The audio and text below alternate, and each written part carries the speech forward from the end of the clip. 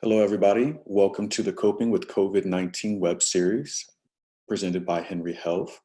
Today, we're going to look at personal empowerment during times of social distancing.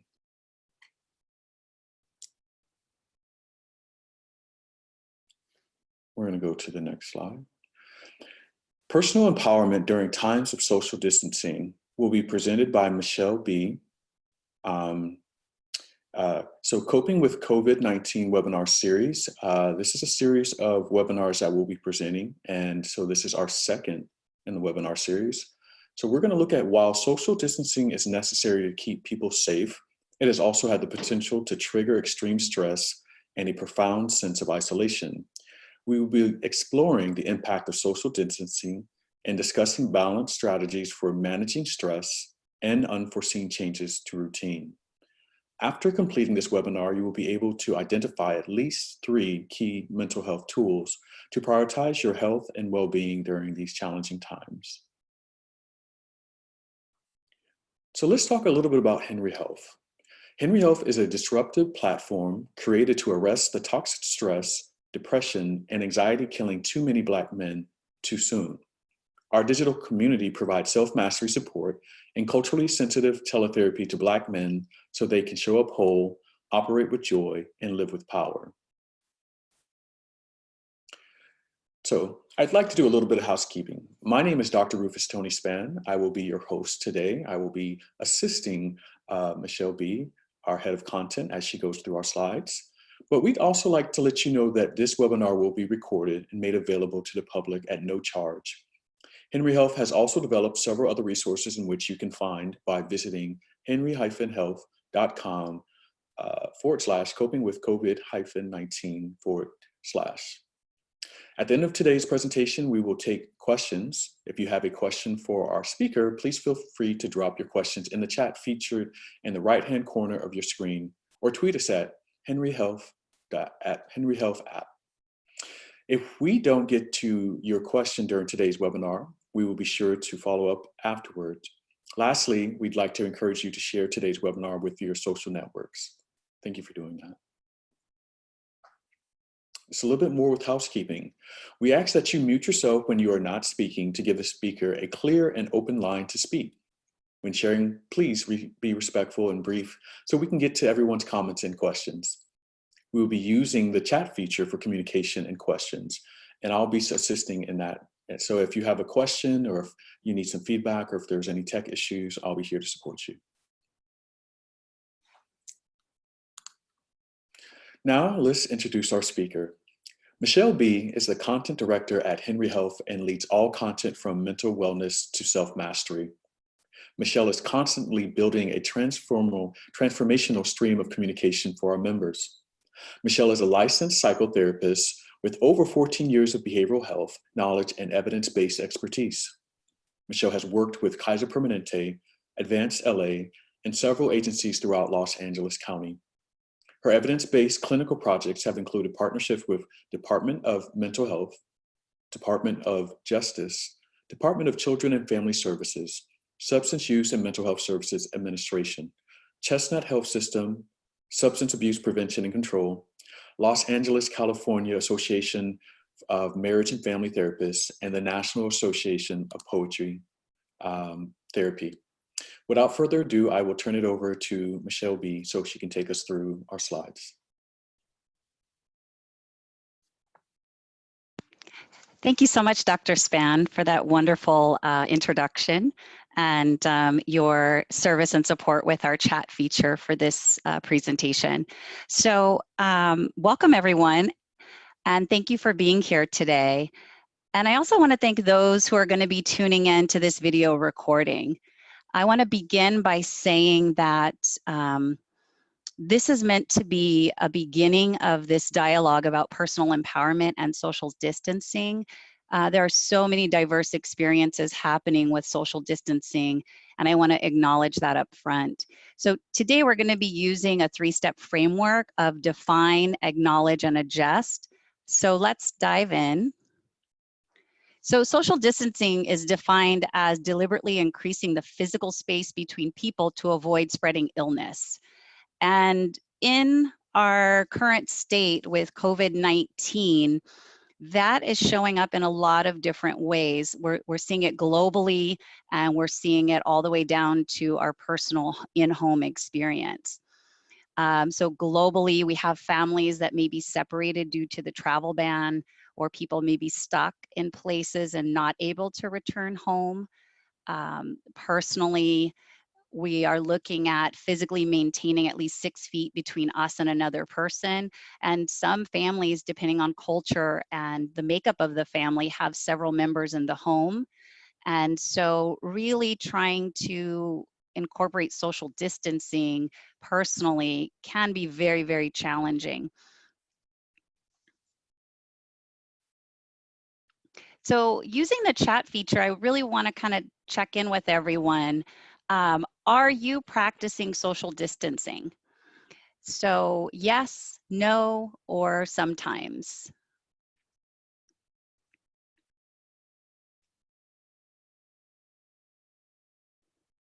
And Dr. Span, please share any comments that you might be seeing. So it looks like we have all three are saying yes, they are practicing social distancing at this time. Okay, wonderful. I think it's important to before we go to the next question, I think it's important to even check in and talk about, seeing family members who've tested positive. In our news coverage, we've seen like doctors talking to their family and their children through a glass door or a window. We've also seen couples that say they're not going to separate and practice social distancing, right? If one partner is positive, we have couples choosing to some practice social distancing, and then some are choosing not to. So I think that's interesting. We kind of land in a lot of different places about this choice. One more question for the group. What people, activities, and communities are you distanced from? So it might be aging family members that, or people who are vulnerable. What activities might you be missing out on? And then what maybe community events or things are you not able to do as a result of social distancing?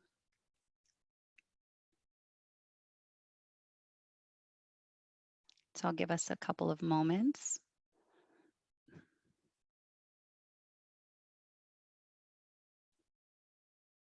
And once again, Dr. Span, anytime you see any comments or have anything to share, please feel free. So it looks like teleworking is not going to work. Some are not able to go to restaurants or grocery stores as probably as normal. Shift and changes where like the church, gym, family. Um, Also, there's some agreements and also saying the same thing about church and how that dynamic has changed. And I can totally understand why that's the case. Yeah, I think that's a big community that has left a void. Those of us who have a spiritual home or a faith-based community. So now I kind of want to look at social distancing, the impact on our professional lives. So we have definitely watching the rise of unemployment, right? Huge layoffs and record-breaking numbers. We also have people who maybe weren't or looking in the process of looking for work, and now that's not available. We also have job loss, or people who are getting furloughed or their hours cut or demoted or change of position. People working from home, and also the closing of schools or training programs. So some people were in the process of advancing their professional development, and that is now kind of at a standstill for some people, or it's transitioned to online. And also this new connecting by electronic devices or using technology. And so for some people, that's been a smooth transition, and we know other people, maybe that wasn't their forte. And so having to quickly learn and get adapted to technology has been a big ask of them in addition to doing their workload. So my question to the group is, how has your work been impacted by COVID-19?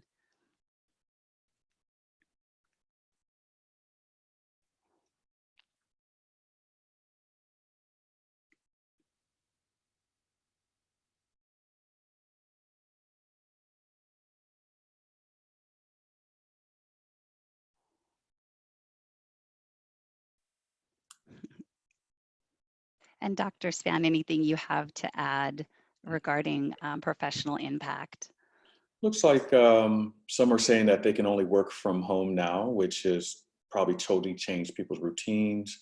A lot of people just saying that completely virtual and not having that interaction where maybe it's a hybrid. Um, Learning to teach online Bible study and meeting online. So a change in how spirituality is being met in spaces.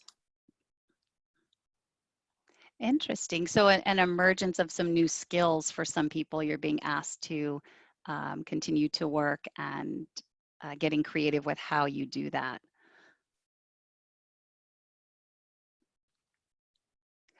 So let's take a moment to, now that we've kind of defined some of the impacts of social distancing, let's talk a little more about just acknowledging what's limited, right? There's definitely some oppressive things about it. Our movement is restricted, our access to things. And there's also been opportunities that are emerging as a result of this. And so, um, physically, we're going to be able to take a look at the personal empowerment. So what opportunities are here for us physically, and also what's kind of some limitations. So if you have pre-existing illnesses, you're a little more restricted with your movement and who can be around you as a protective factor to keep you safe.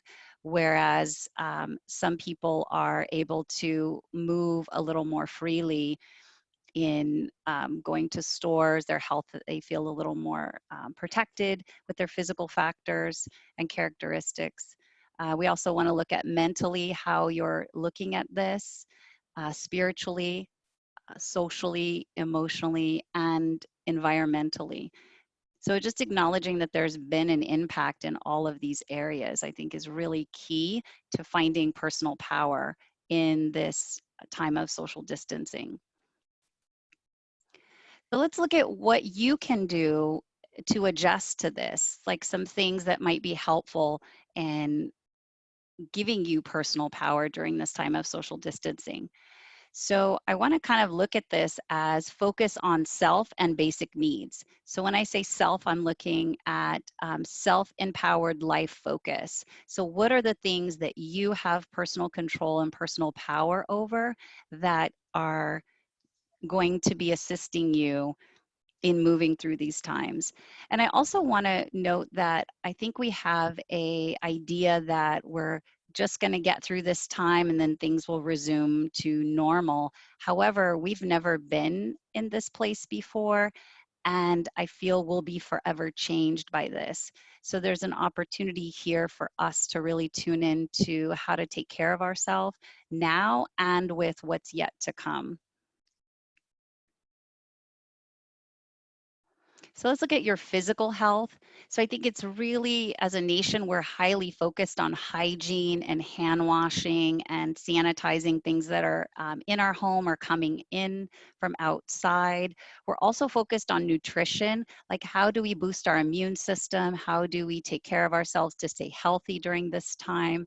And how do we incorporate movement and exercise given there's restrictions on, some of you mentioned you're not able to go to the gym or maintain your routines for physical health and fitness.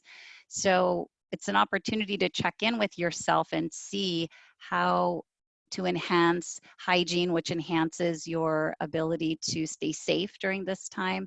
What nutritional opportunities are there for you? Have you maybe already been maintaining a healthy nutritional diet and supplements, or is there an opportunity here for you to enhance that?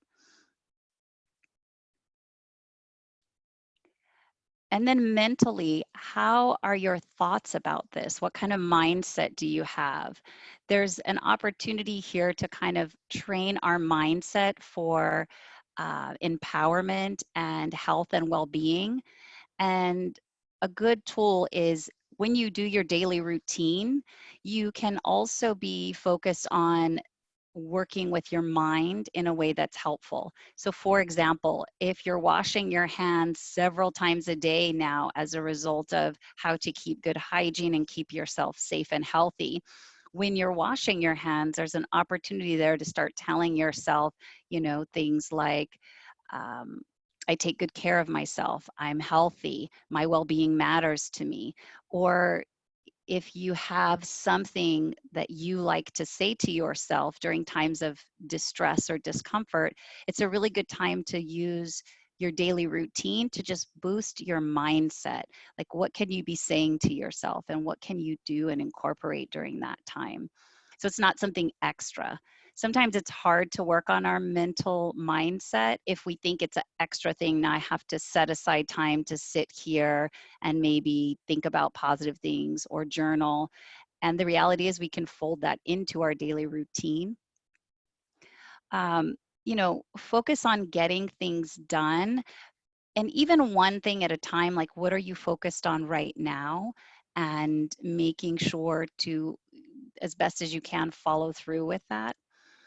Um, and if you can't get something done that's meeting your basic needs or that's really essential, I think it's important for our mental well-being to think about our support systems and our resources. Who can help me get this thing done? Whether that's grocery shopping or whatever barriers have made it hard to get things done, you can do what you can on your own, and you can ask for support when needed.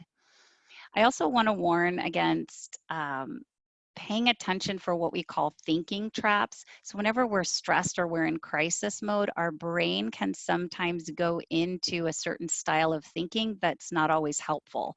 And some common thinking traps are whenever you notice you're thinking absolutes, like things like always, never, nothing, everything. So if you're thinking, it's always going to be like this, it's never going to change, nothing's getting better, everything is falling apart, then it increases our stress level and our overwhelm. So just notice if those words are coming out of your mouth or if they're in your thought stream. You really want to help balance that out and just say, you know what, sometimes it's really difficult and sometimes, I'm able to get things done. So that's a much more helpful thought pattern. So just notice if the absolutes show up, it's an opportunity for you to balance that out with things like it's possible, it can get better, maybe I can work on this later. So just anything that can help soften the mind, because when we relax our thoughts, we also get to have the benefit of our body relaxing. Also, we're adjusting spiritually.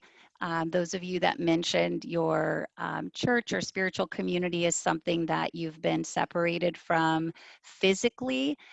I want to kind of remind everyone to focus on what is it that you believe. And we may be separated physically from our communities or our practices spiritually, but it doesn't mean that we can't continue to do those things. And who do you want to be in this time of crisis?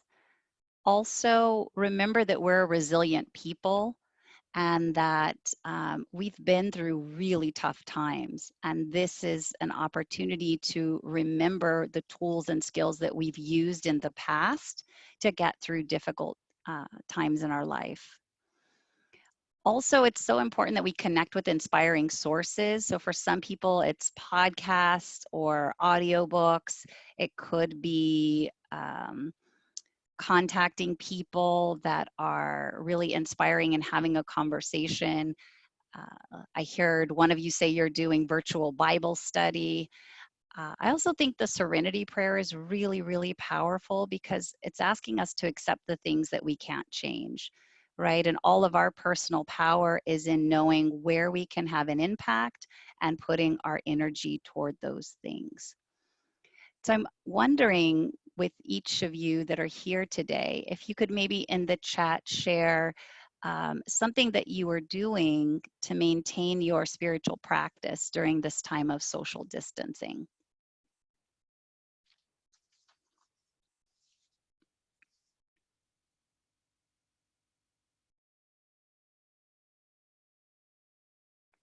And Dr. Span, if you have any additions to this, I'd welcome that.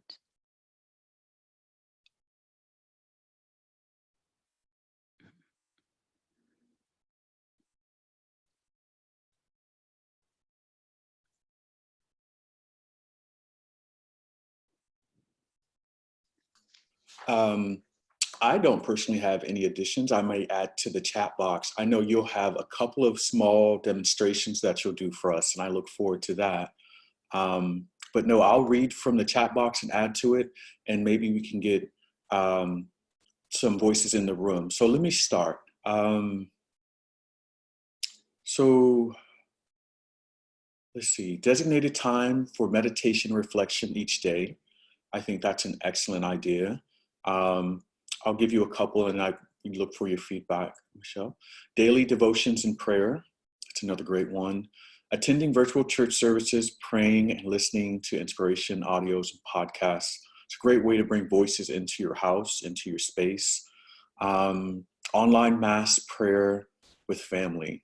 And I think that's beautiful to see how that spiritual component and having even some shifting from how we typically would praise and worship and having a focus of switching that online and seeing maybe what was more traditional be modified in that way.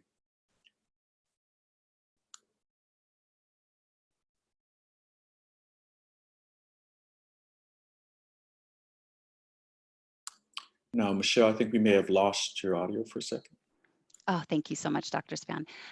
Yeah, I was just agreeing with you that it's a very difficult time to be separated from your spiritual community. And it sounds like there's a resourcefulness and a creativity where people are doing family prayer, Bible study virtually, and still connecting with their communities.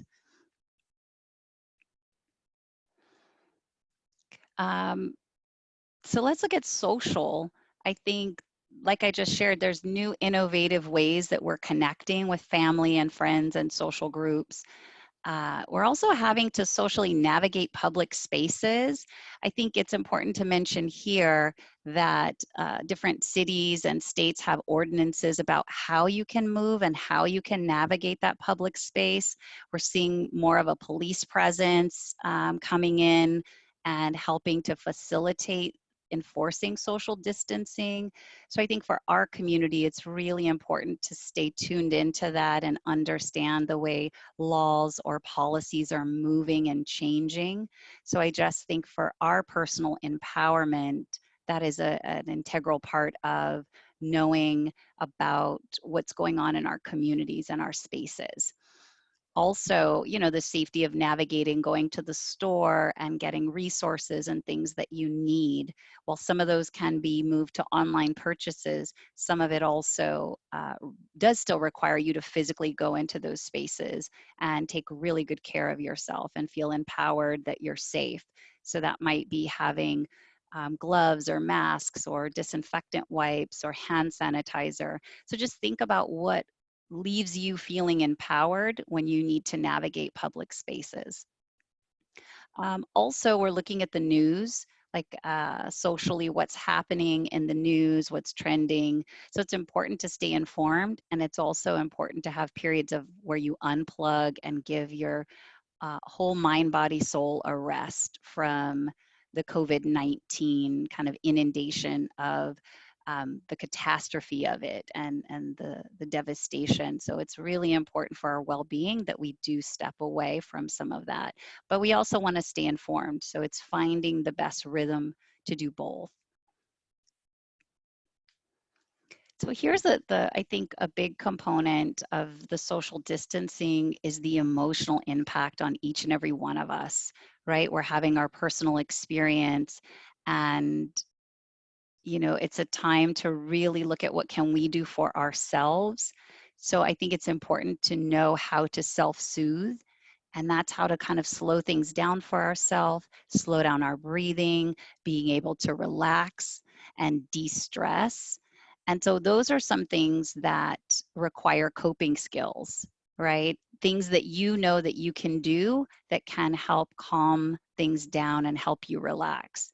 And so if you find that your coping skills are sufficient, I think that's great. Make sure you share those with people and help others along the journey.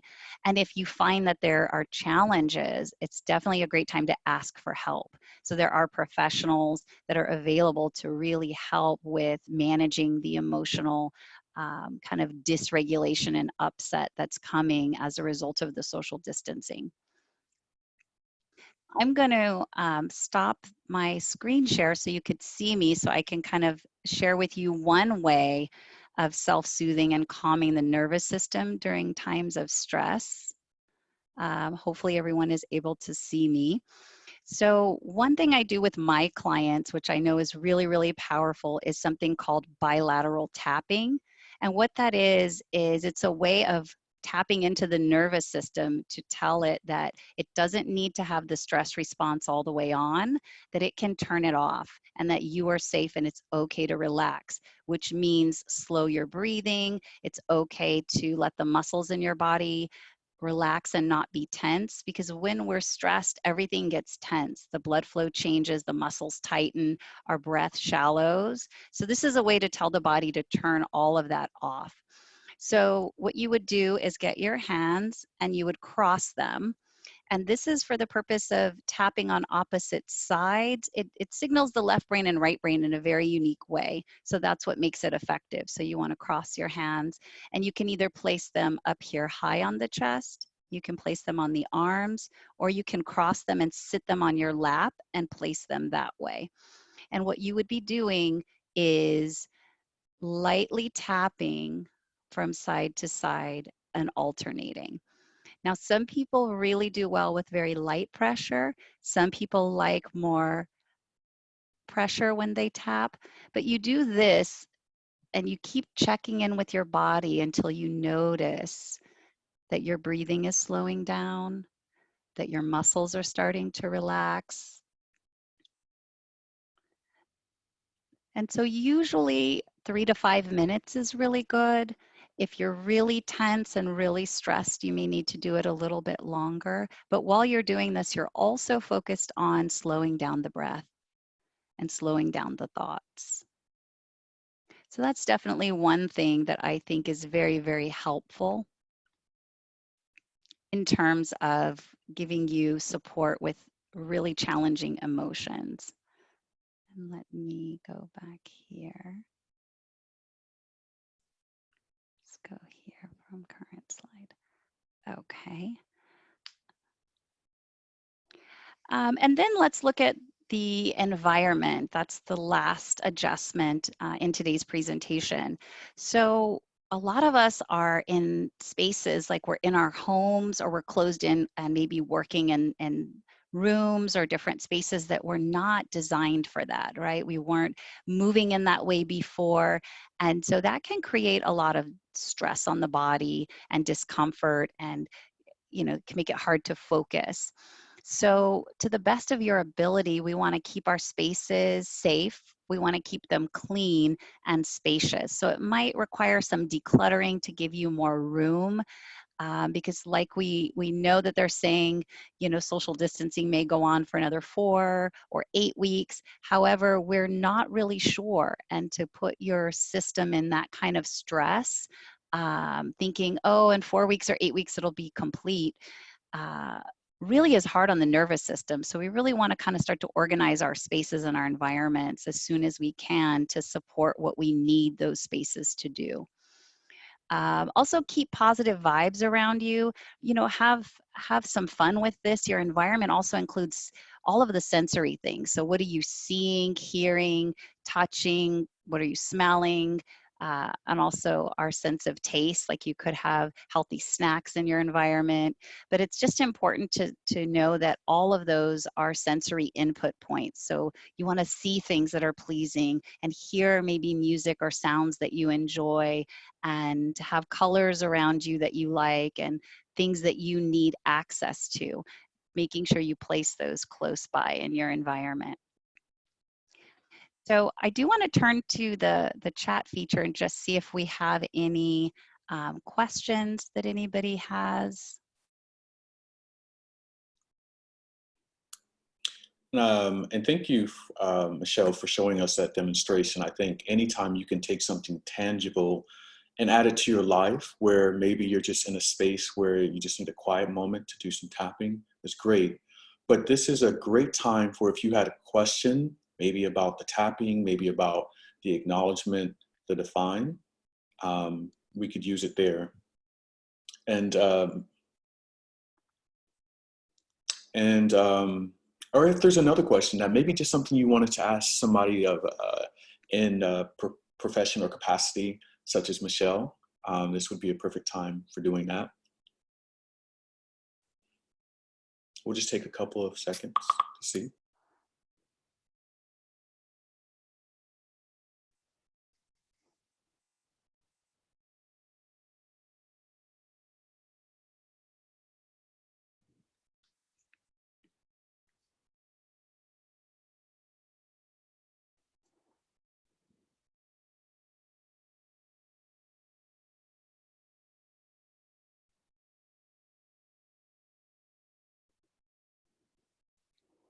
And Dr. Span, I'm going to go back. I think I did not share my screen for these last couple of slides.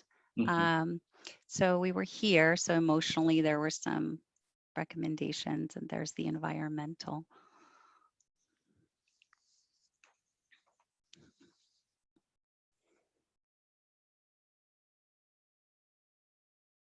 So it looks like this time you may have answered a lot of the questions because we have a stillness with the chat. However, wanted to see, did you have anything else that you may want to add just for those in the room? Maybe lived experiences, daily lives, or anything that may be coming to you? I think the one thing I do want to wrap up with is that it's an Audre Lorde quote that I really love is how most people give away their power is by thinking they don't have any. And so I think since we're talking about personal empowerment, it can feel in these days and times that we don't have control or any power. And yet I feel like tuning into your self-power to start online groups and reach out to people and acknowledge where you may need help is where your power is. So I really want to thank everyone for being a part of today's webinar. And I wish you happiness and health, and may you continue to use your tools and resources to take really good care of yourself. And just know that we are here to help at Henry Health.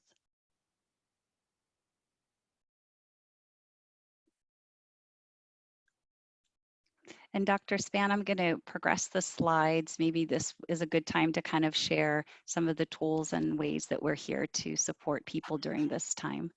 Sure. All right. Well, I want to say thank you all for being a part of our presentation. If that meant you listening to the recording or being currently in this, the energy is being shared in so many ways, and we're going to continue that. So we have a campaign going on right now. Socially, it would be hashtag coping with COVID. And just for our individuals that are in the spaces that we're in, and also being able to participate in other spaces, we are particularly looking at how to provide information and infographics that help you through your life. So 5 tips for coping with COVID-19 is really what we're looking at in this infographic. 1, know the facts. 2, take good care of yourself. 3, relax and meditate. 4, take action when needed. And 5, stay connected. So if you need this and you would like to set your fingertips, you can download it and even share with others in your social network. So we're going to go on to the next slide. We have free wellness calls right now. I think this could be very helpful for anybody that just wants to think about their wellness. During these calls, you'll have an opportunity to speak with a therapist to talk about the new normal, as well as ways and techniques to support you through that. It will help you to, 1, think about your wellness, which is like that defining, 2, acknowledge where it's at, and then 3, tools and ways to adjust to what's happening in our world today.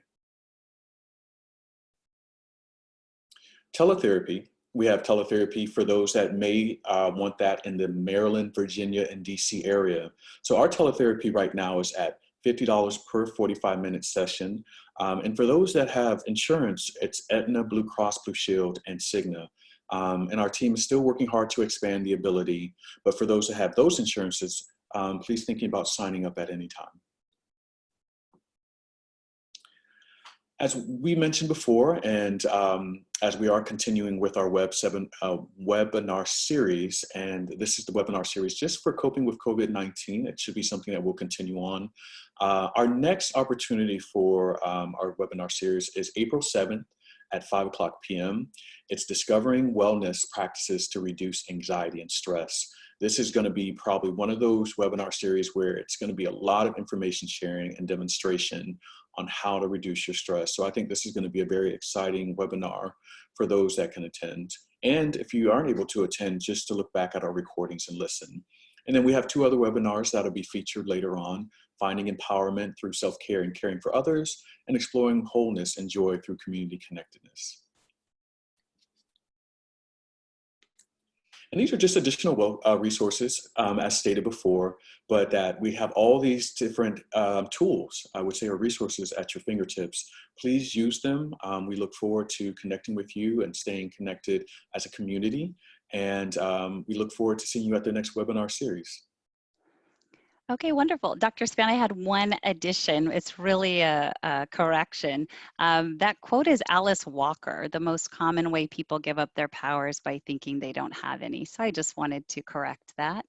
And thank everyone for joining today. Dr. Span, are you complete? I am complete. I really felt like this was a great webinar today. Thank you for those that attended, and we will be posting this for review. So if you felt like, hey, I got something really great from that and I just want to hear it again, it'll be here for you, as well as for those that are in your circles or that you know. If you felt like this is really a great listening opportunity, please suggest that they listen to this. I think and I know this will help impact our lives. Wonderful. Thank you so much, everyone. Have a beautiful day. Thank you all.